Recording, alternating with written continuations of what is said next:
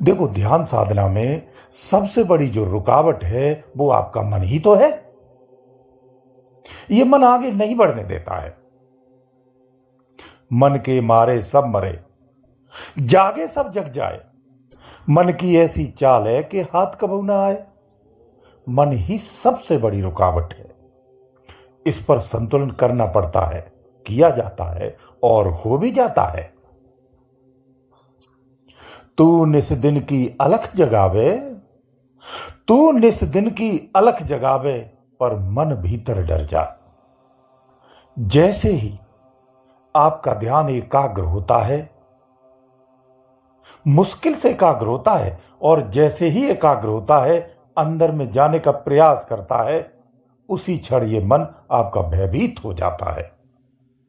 जो भय लगती है ना अंदर में, ये आपके मन को ही लगती है। मन रूपी सत्ता को लगती है, क्योंकि सारी सत्ता सिमट जाती है। वास्तव में इसकी एक तरह से अंत ही होता है, मृत्यु ही होती है। यह भयभीत होता है और समस्त इंद्रियों को अचानक से संकेत कर देता है, उथल पुथल हो जाती है। पूरा मन मस्तिष्क हमारा जब तक समझता है तब तक सब कुछ गड़बड़ हो चुकी होती है। आप साधना से बाहर आ चुके होते हैं, आपकी बंद आंखें खुल चुकी होती हैं। एक ध्यान रखना, अगर 1 घंटे 2 घंटे आप ध्यान में बैठते हैं तो उन 2 घंटों में मुश्किल से आपका 1 से या 2 मिनट या 3 मिनट का ही ध्यान लगता है। मुश्किल से लग पाता है। जो पूर्ण एकाग्रता की स्थिति होती है, मैं उसकी बात कह रहा हूं। 2 घंटे लगातार अंतर की स्थिति में, उस परम स्थिति में रहना संभव नहीं है। बड़े बड़े साधक नहीं रह पाते हैं, लेकिन रहते हैं ऐसा नहीं है। लेकिन रहते हैं ऐसा नहीं है कि नहीं रहते हैं, लेकिन इतना आसान नहीं है। घंटों के अभ्यास में रहे अधूरी बात, एक पल की उस तरंग से क्षण में होवे पार।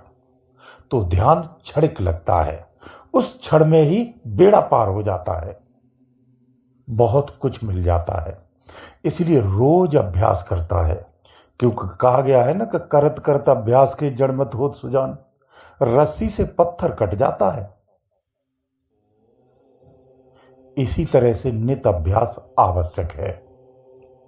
देखो, अब गहरी बात कहता हूं, उसे समझो कि मारे से जो मन मरे, मारे से जो मन मरे, ये मन मरता नहीं है, इसका लाख कोशिश कर लो। मारे से जो मन मरे, सब जग करे उपाय। तो सारा जग उपाय कर लेता। तो फिर सत्य क्या है?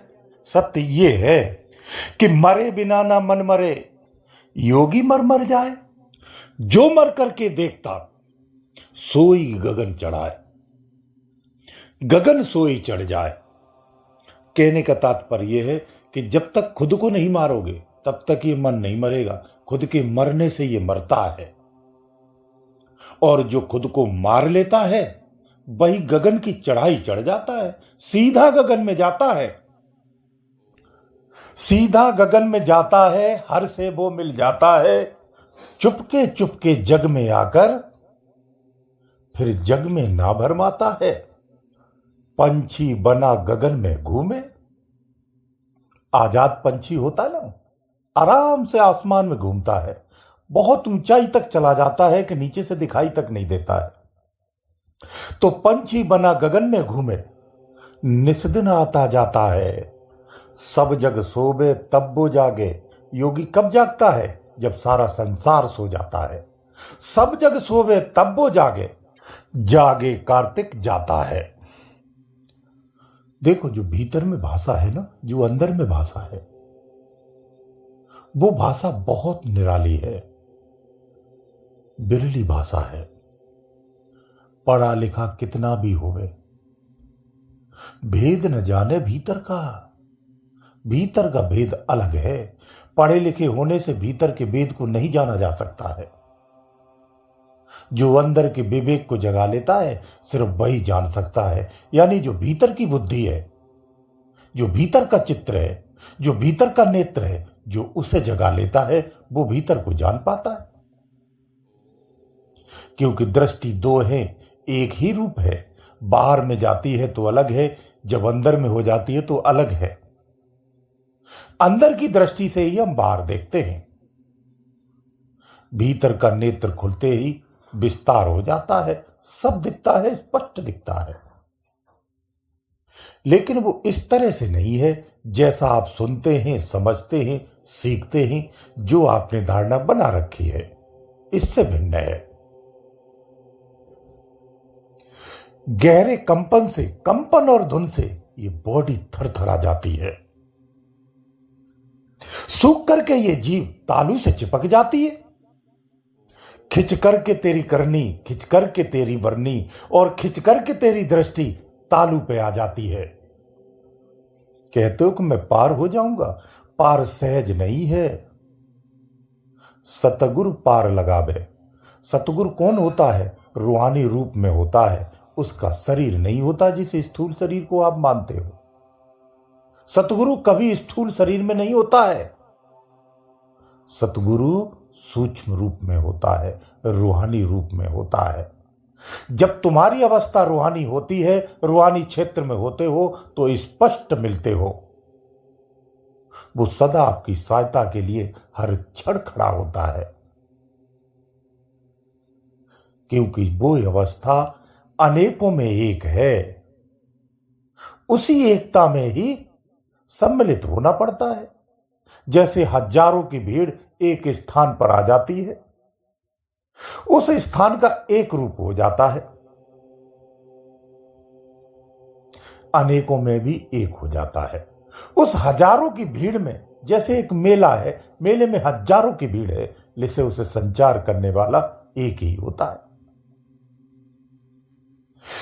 स्नान करने त्रिवेणी पर आप जाते हो तो गंगा एक ही है, नहाने वाले अनेक हैं। तो कहते हैं ना कि घट से पार कराए ना घटवारी लेवे। सतगुरु का यही काम होता है, वो रूहानी होता है। आपका सतगुरु, आपका गुरु अगर रूहानी नहीं है, आपको पार नहीं करा सकता है, करा ही नहीं सकता है, क्योंकि वहां रूहानी अवस्था ही होती है। वहां रूहानी गुरु की ही आवश्यकता होती। आप भी रूहानी अवस्था में ही होते हैं।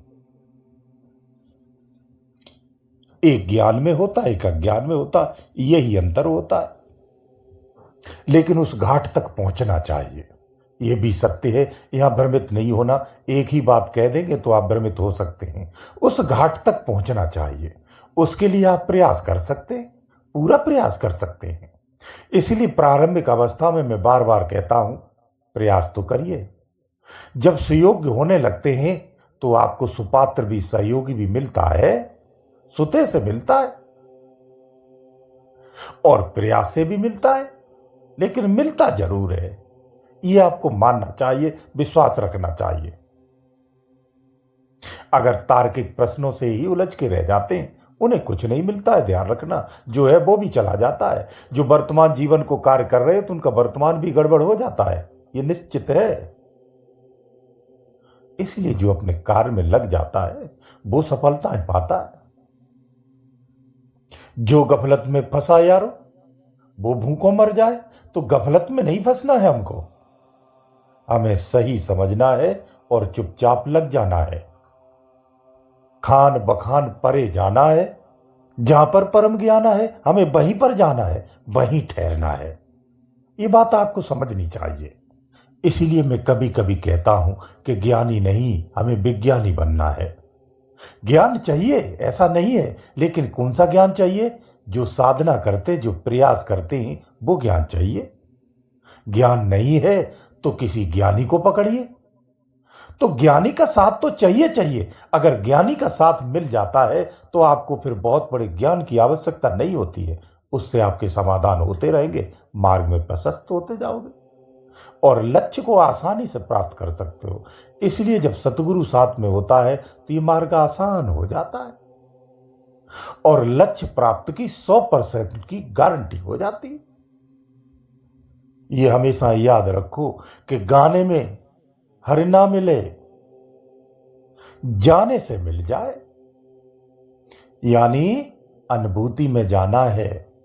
जब तक आप अनुभूति की अवस्था को प्राप्त नहीं करेंगे, यथार्थ को नहीं जान सकते हैं। संसार तो अनुभवों तक ही अटका है। आपको इसके आगे जाना है, इसके लिए प्रयास करो। अगर अनुभवों तक सीमित हैं तो ज्ञान रूपी ब्रह्म में आप ज्ञानी हैं, लेकिन ज्ञान रूपी ब्रह्म में है, यथार्थ तक नहीं है।